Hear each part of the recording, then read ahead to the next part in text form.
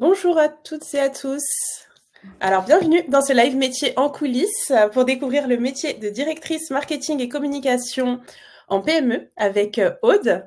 Donc, merci beaucoup, Aude, d'être parmi nous aujourd'hui, d'avoir répondu un grand oui pour partager ton parcours.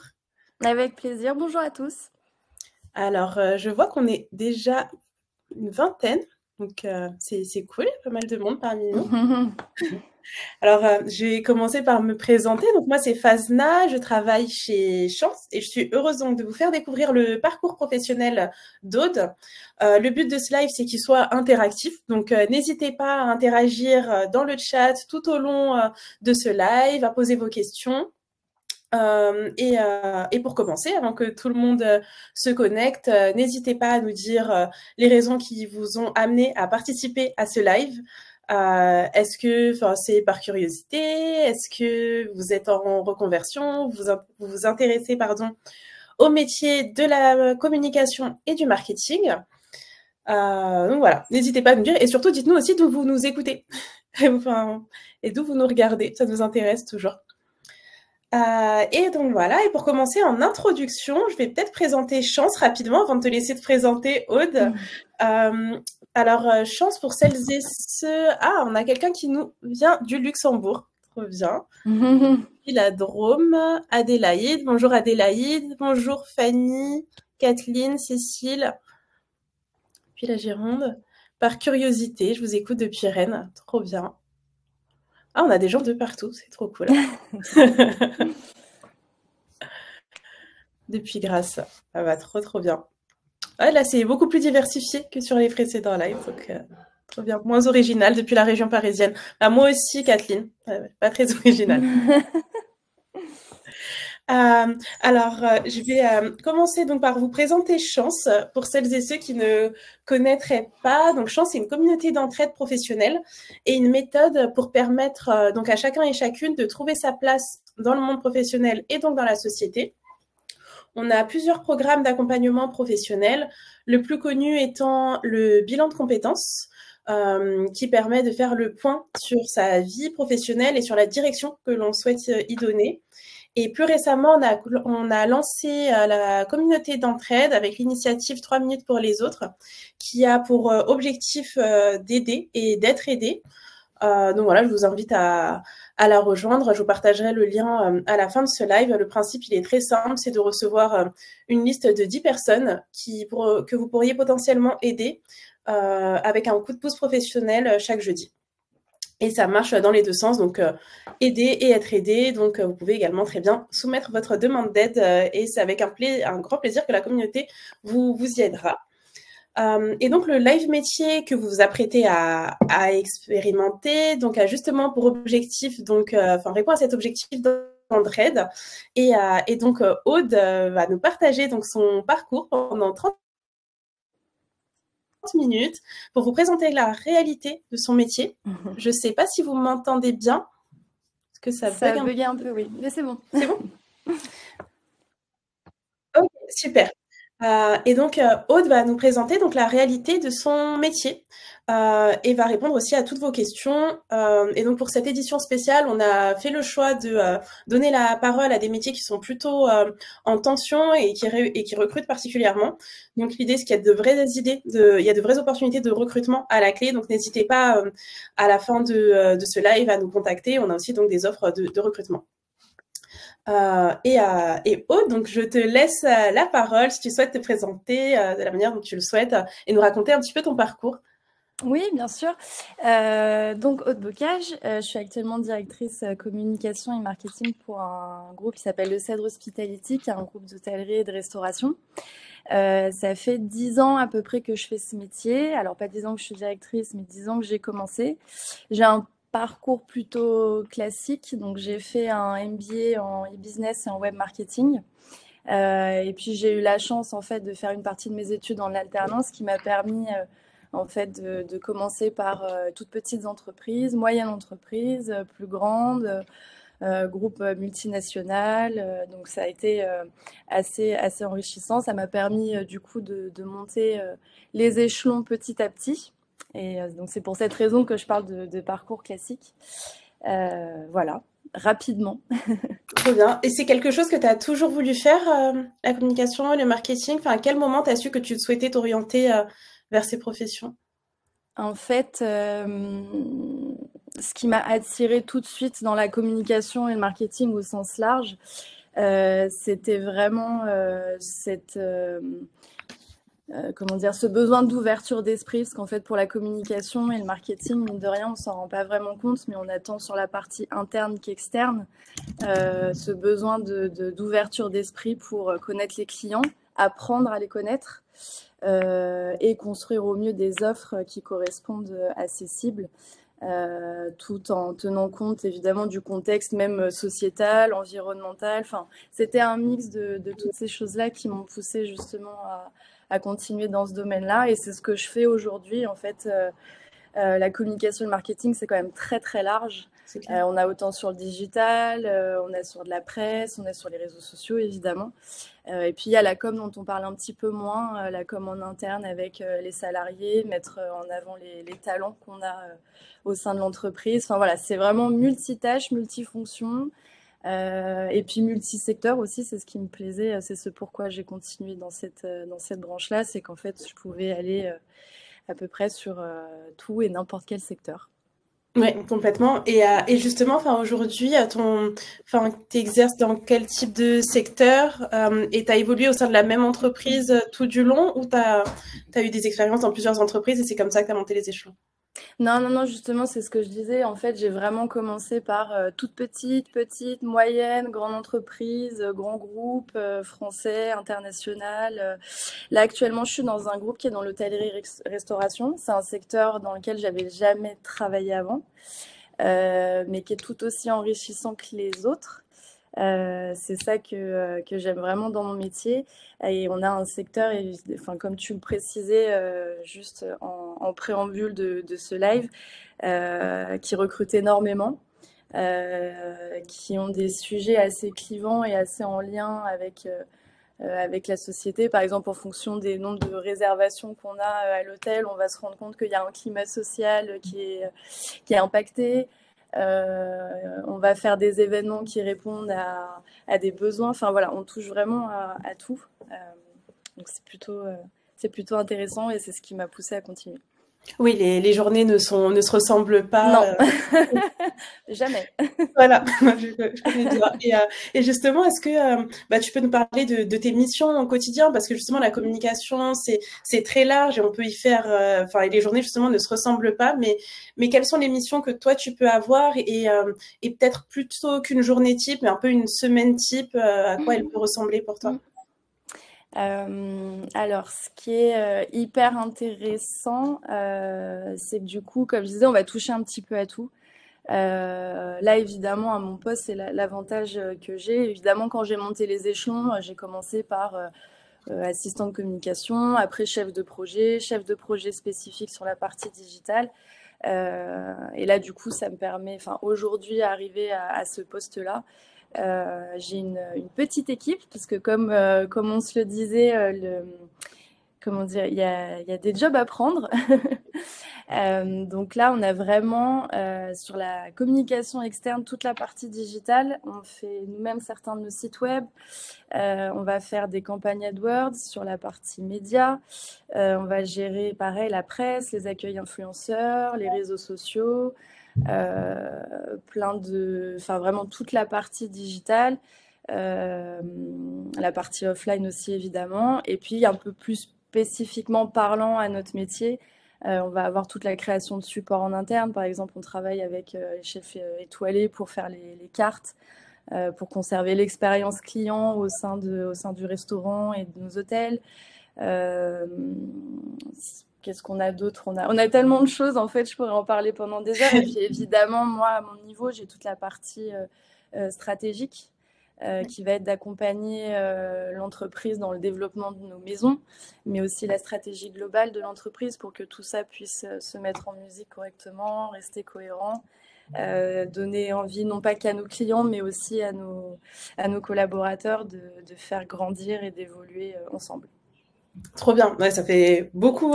Beaucoup, oui, oui. Alors, pardon, c'est un peu fouillis, mais effectivement, il y a énormément de choses Trop Voilà. bien. Et justement, enfin, du coup, toutes ces activités-là, vous les avez en interne ou vous les externalisez, vous êtes accompagné par des agences Alors pour certains sujets, on va être accompagné par des super agences, comme par exemple la partie graphique, Ouais, où on a des agences qui nous accompagnent pour la création de logos, chartes graphiques, ce genre de choses. Récemment, on s'est fait accompagner par une agence qui nous a aidé à structurer, disons, à trouver une bonne façon de communiquer en tant que groupe, parce que notre particularité, c'est d'avoir des maisons toutes très différentes les unes des autres. Donc il fallait quand même mettre un petit point de relier un petit peu tout ça. Mais j'ai la chance d'avoir deux collègues formidables qui sont avec moi, qui peuvent m'aider au quotidien. Et donc on se partage un petit peu les tâches, moi sur la partie stratégique, et puis évidemment d'autres sujets. Et puis j'ai Clémentine qui m'aide sur la partie CRM, sur la partie presse. J'ai Emma qui est en alternance avec moi, qui va gérer les réseaux sociaux. Enfin, on essaye de tout oui, gérer, mais la plupart ouais. est en interne. Ok, Dans les plus grandes entreprises, évidemment, c'est pas comme ça. oui. Ah là, c'est aussi la particularité PME. Enfin, C'est ça, exactement. C'est après, on essaye d'en faire, enfin, je dirais pas faiblesse, mais c'est ce qui nous anime au quotidien. Enfin, je parle pour moi, mais c'est vrai qu'on en a souvent parlé ensemble. C'est ce qui nous anime aussi, c'est la richesse du métier de la communication. On touche à tout. Comme on se le disait tout à l'heure, une journée ne fait pas l'autre, loin de là. Donc voilà, c'est aussi un enrichissement personnel. C'est très prenant. c'est clair. Mais trop bien. Et je vois qu'on a déjà plusieurs questions et notamment une qui est en lien avec ton parcours Mhm. et qui donc qui était enfin comment et pourquoi tu t'es orientée vers le secteur de l'hôtellerie. Alors, il y a deux choses. Un, c'est plutôt côté perso qui a fait que j'ai quitté Paris et que j'ai eu une superbe opportunité parce que j'ai rencontré le propriétaire du groupe avec qui ça a fité tout de suite et avec qui on a construit ce poste. Donc, c'était plutôt une opportunité à la fois professionnelle, mais plutôt tirée de l'environnement personnel. Et puis après, moi, dans mon parcours, alors c'est très drôle parce qu'il y a des années en arrière, c'était très mal vu de changer tous les ans, voire tous les 2 ans d'entreprise. J'ai pas voulu me plier au code et au final j'ai bien fait parce que j'ai quand même tenu bon et en changeant en fait et de taille d'entreprise et de secteur, c'est ce qui m'a permis aujourd'hui d'arriver en hôtellerie et restauration que je ne connaissais pas. Mais de par mes expériences précédentes, en fait, ça m'a apporté une grande capacité d'adaptabilité.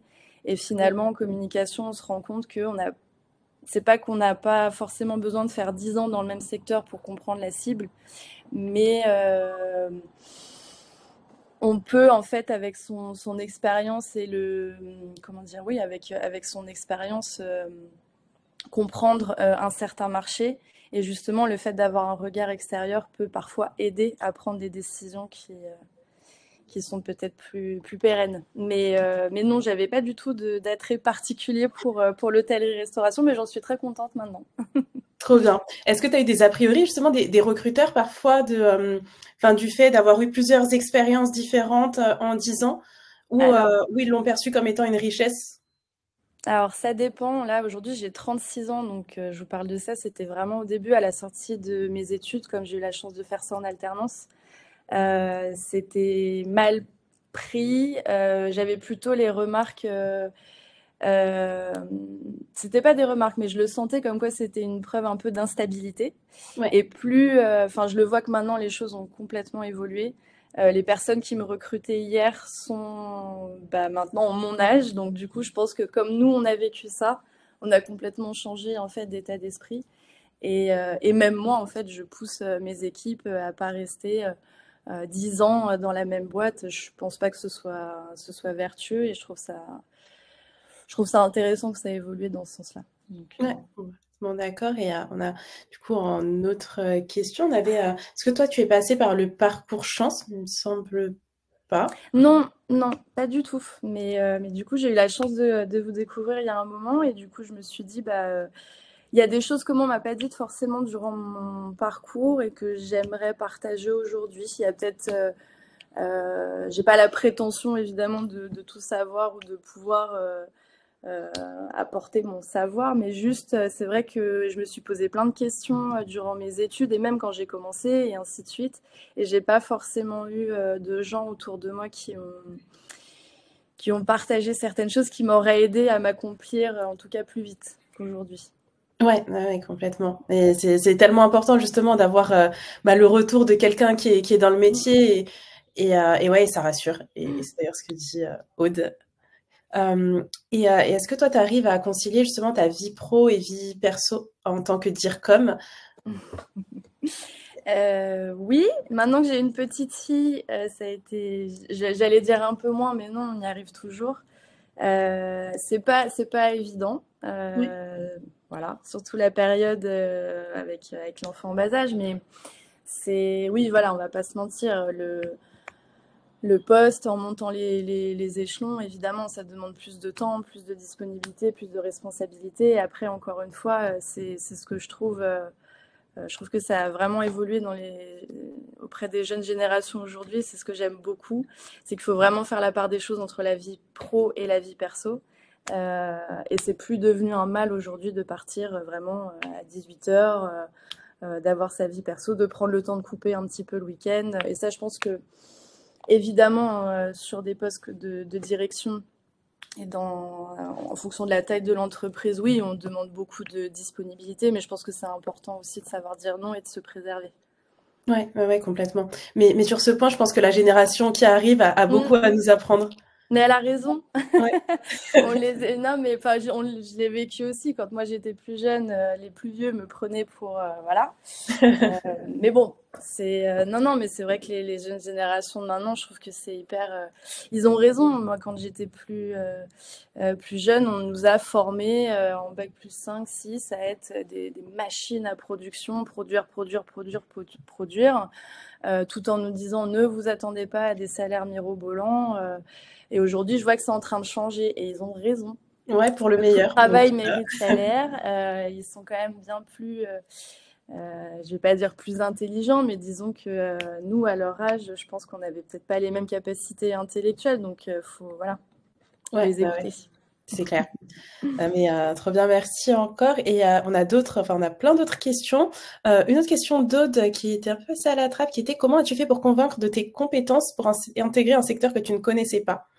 Euh, Alors, deux choses. Je pense que, alors, je vais pas dire qu'il y a de la chance, mais c'est vraiment la personne que j'ai rencontrée qui m'a fait confiance en tant que personne. C'est souvent ce qu'on utilise dans les recrutements. On parle vraiment des qualités, le diplôme, les projets menés, les succès, etc. Mais il y a ce qu'on appelle les soft skills, qui ouais. sont vraiment les qualités humaines, le savoir-être, savoir-vivre, la projection, est-ce que j'arrive à embarquer et fédérer les gens. Donc je pense que vraiment, il y a... j'ai eu la chance de rencontrer cette personne qui m'a fait confiance. Et qui m'a écoutée, parce que c'est ce que je disais un peu juste avant. Je dis pas qu'évidemment, ne pas connaître le secteur, c'est pas une faiblesse, mais après, charge à nous d'en faire une force, justement, et sans mentir et sans lui vendre, hein. Évidemment, c'est un peu ce que j'ai, à l'époque, quand il m'a recruté il y a 3 ans, c'est ce que j'ai essayé de lui faire comprendre, comme quoi, peu importe le secteur d'activité d'où l'on vient, en fait, il y a certaines récurrences, il y a certaines connexions, et il y a une façon de faire et une façon d'appréhender le public, que ce soit pour vendre des vêtements, que ce soit pour vendre des séjours d'hôtel. Il y a quand même une façon de faire qui est plutôt commune. Et le fait qu'en amont, on essaie de développer cette faculté d'adaptabilité, finalement, tout s'imbrique bien. Mais je pense que pour répondre rapidement à la question, si ça vous arrive, il faut vraiment avoir confiance en vous. Ce sera la clé, je pense, à l'entretien. Oui, et après, je pense qu'on apprend aussi en étant sur place et qu'on a les différentes ressources dans C'est chaque ça. secteur. Ça prend toujours un peu de temps Mm. de comprendre un peu les tenants et les aboutissants, mais on y vient petit à petit. Ben, c'est ça, et puis ça relie un peu ce que je disais tout à l'heure, où plus jeune, on me reprochait d'être un peu, pas volage, mais du moins de pas avoir cette stabilité, de rester 5 ans dans la même boîte. bah, finalement, arrivé 10 ans plus tard, c'est là où ça devient une force et c'était typiquement un des arguments de réponse sur le fait que je ne vienne pas de ce secteur-là. C'est que bah, durant toutes ces années où j'ai mené à bien mes missions, secteur du vêtement de luxe, j'y connaissais rien, secteur de la banque, j'y connaissais rien non plus. Et en fait, ça devient une force à terme. Oui. Oui, parce que tu apprends à apprendre au fur et à mesure des expériences. Enfin, C'est ça, et puis t'apprends en fait, bah, c'est ce que je parlais, pour moi c'est une des qualités essentielles, c'est l'adaptabilité. On s'adapte aux complètement. produits, on s'adapte au secteur, on s'adapte à l'environnement, à nos collègues, aux stratégies, aux cibles.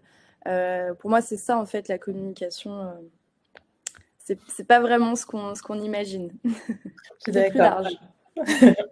Trop bien. Et mais enfin, on a une question de Sarah, mais tu as peut-être un petit peu déjà répondu. Donc, combien de temps Mhm. en combien de temps as-tu monté les échelons pour arriver à ce poste-là? Je suis sortie d'études à 26 ans, là j'en ai 36, donc ça fait 10 ans. Je suis restée à peu près 2 ans en fait dans chaque entreprise. Ah non, pardon, je comptais une partie d'alternance. Euh, alors, sachant qu'en plus il y a eu le Covid, donc on peut retirer au moins 2 ans, on va dire en 8 ans, ouais. Vraiment en passant les échelons peut-être tous les ans, tous les 2 ans. Oui, c'était progressif parce que tu disais que C'est tu as eu ça. le poste d'assistante communication, je Mm. crois, puis chef de projet spécialisé, puis voilà. Vraiment là, encore une fois, classique. Et après, ce qui est en lien aussi avec mon parcours, c'est que j'ai pas évolué au sein de la même entreprise. Donc en fait, en Oui, commençant assistante, 2 ans après, je changeais d'entreprise, j'ai été chargée d'eux, après responsable d'eux, et ainsi de suite. C'est vrai que le fait de changer aussi permet ce gap. plus rapide aussi peut-être. Exactement. Mm. Ah, très bien. Et on a donc une question de Leslie, ou en tout cas plus une observation. Donc Leslie elle disait, donc bonjour, je travaille dans la com et le marketing depuis presque 10 ans.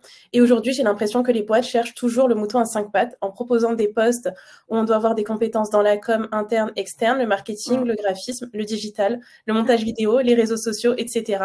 Et C'est très ouais. stimulant sur le papier, mais très frustrant dans les faits. Et je crois que c'est une expérience qui est partagée également par Sandrine et Fanny dans les Ah bah, commentaires. beaucoup, je Ouais. pense. Non, non, mais sans vouloir faire la révolution, il faut refuser. Non, non, mais vraiment, c'est un conseil. On en parlait encore entre nous il y a une semaine. Enfin, ce genre d'annonce, c'est pour moi à fuir. Ouais. Et justement, c'est là où moi j'ai confiance en la jeune génération parce qu'ils savent quand même ce qu'ils veulent et ils osent plus en tout cas le dire et il faut. Parce que ça, c'est pas possible. C'est impossible. Je dis pas que je suis parfaite, mais ou je vais pas sortir la phrase cliché, l'amour du travail bien fait, mais personne ne peut réaliser. Encore une fois, tout est question de la taille de l'entreprise. Évidemment, si c'est une toute petite entreprise avec un seul produit, Oui. en début de carrière, ouais, ça peut être passionnant, passionnant de passer du réseau social à de la presse, à des influenceurs, à un site web. Mais dans les faits, avec selon la taille de l'entreprise, le salaire, le poste, etc.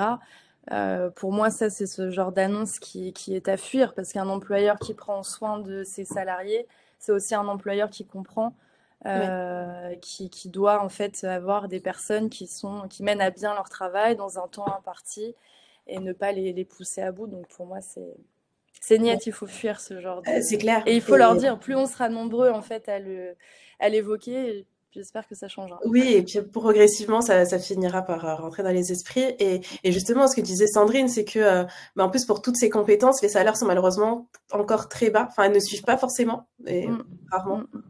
Non, non, bah, c'est exactement l'histoire du mouton à 5 pattes. Et puis on a souvent, donc je sais pas si vous aurez la chance, enfin la chance, non, pas la chance, mais de l'entendre. Tout le monde pense connaître le métier de la com parce que Oui, tout le monde a un Instagram. Tout le monde, aujourd'hui, avec les outils qui existent, qui sont hyper intuitifs et qui sont dingues, hein, avec l'AI, avec Canva, avec, enfin, la liste est très longue. On a quand même pas mal de gens qui pensent savoir faire de la com, mais au final, c'est pas si simple. Il y a quand même une réflexion derrière. Et toute action, en fait, amène à des conséquences qu'il faut savoir gérer. Donc non, chaque métier, comme je disais tout à l'heure, on peut, par exemple, c'est ce que je fais, c'est ce qu'on fait dans notre équipe. Il y a une personne qui va gérer et les sites internet et le CRM dans un plus grand groupe. Elle n'aurait pas à avoir ces deux, trois casquettes. ouais. Mais faut que ça reste raisonnable quand même. Oui, je pense après, ouais, ça va clairement dépendre de la taille de l'entreprise et C'est ce sera ça. pas pareil en start-up dans une très Oui, grosse entreprise. voilà. Et on a une autre question donc de Charlène qui nous dit donc elle a bien compris la partie com du métier, mais Mhm. est-ce que tu pourrais nous donner des exemples peut-être un peu plus concrets de tes missions quotidiennes sur la partie plutôt marketing? Mhm. Alors sur la partie marketing, ça c'est un autre volet où je travaille, on travaille pardon avec la directrice commerciale. En fait, vraiment sur la partie, effectivement, j'ai plus détaillé la partie com, la partie marketing, ça va être vraiment de travailler. En fait, on est en interconnectivité avec tous les services. Idéalement, c'est travailler avec le commercial et la finance sur la création d'une offre. Nous, on va apporter la plus-value, enfin pas la plus-value, mais le volet connaissance client, analyse des tendances du marché. En fait, on va pouvoir construire l'offre au mieux, savoir à quel moment. Je vais peut-être prendre un exemple comme ça va être plus simple. Là, on vient de lancer un restaurant éphémère. Sur la partie com, il y a tout ce dont on s'est parlé, les réseaux sociaux, le site internet, la presse, les influenceurs, etc. Et puis sur la partie marketing, il y a vraiment la partie plus en amont où on étudie les tendances du marché, où on fait des benchmarks pour savoir est-ce qu'on a des concurrents, si on a des concurrents, à combien ils proposent cette prestation, comment nous on peut s'aligner, à quelle période de l'année il est plus opportun de vendre cette offre, de communiquer. Enfin, c'est vraiment c'est vrai que la communication et le marketing vont ensemble, mais c'est deux volets normalement qui, dans les grandes entreprises, sont complètement, enfin pas séparés, mais c'est là où on n'a pas le mouton à cinq pattes. Normalement, on a vraiment des Oui, équipes très distinctes, distinct. mais qui travaillent ensemble. Je comprends. J'espère que ça sera plus clair, Charlène, tu nous diras. Et merci. Donc, je pense que ça l'est, Ah parfait. bon, Merci cool. beaucoup, Aude. Alors, pourriez-vous nous parler des fourchettes de salaire pour les CMO? Je trouve qu'il n'y a pas assez d'informations sur les sites comme Glassdoor ou que ce n'est pas complètement à jour. Je trouve que les salaires sont Ouais. très bas. Mm. Après, j'ai trouvé d'autres benchmarks comme Level Shield. Enfin, je connaissais pas ce site spécifique aux startups et les Ouais. salaires moyens sont plus hauts. En fait, bah, c'est exact, c'est bien résumé le problème, et ça l'est encore. Je trouve que c'est de pire en pire chaque année. Il y a vraiment une différence, comme on disait, entre le secteur d'activité. Si tu es dans la tech ou si tu es dans du service, les salaires n'ont rien à voir. En fonction de J'ai l'impression qu'aujourd'hui, les années d'études ne comptent plus parce que par chance, on va de plus en plus à l'école et on fait de plus en plus d'études supérieures. Donc ça, c'est génial. Mais du coup, je pense qu'on est en train de, pas de boucher le marché, mais comme du coup, c'est devenu un peu une normalité pour certains postes, euh, les critères d'avant ne sont plus ceux d'aujourd'hui. Donc, tu as le secteur d'activité.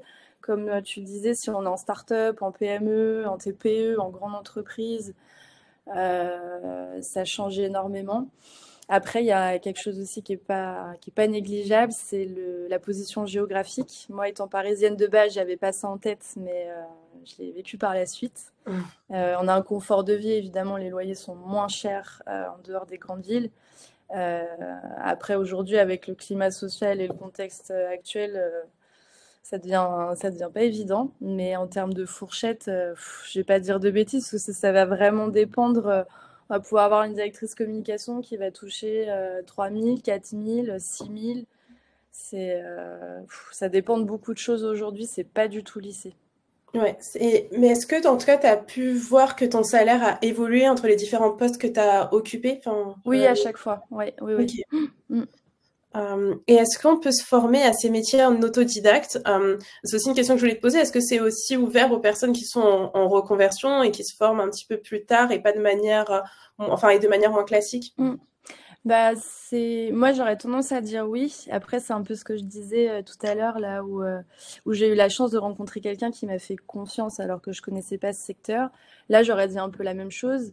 Disons qu'aujourd'hui, enfin, j'ai souvent entendu dire oui, mais toi, tu as fait des études. Oui, alors certes, on en a fait. Il y a d'autres personnes qui en ont pas faites. C'est pas pour autant qu'ils sauront pas faire la même chose que moi, Oui. dans le sens où ils ont peut-être l'âge, la maturité, la curiosité, la façon d'être qui fait qu'en fait, très très vite, ils vont Oui. catcher des choses que moi j'ai peut-être mis plus longtemps à apprendre.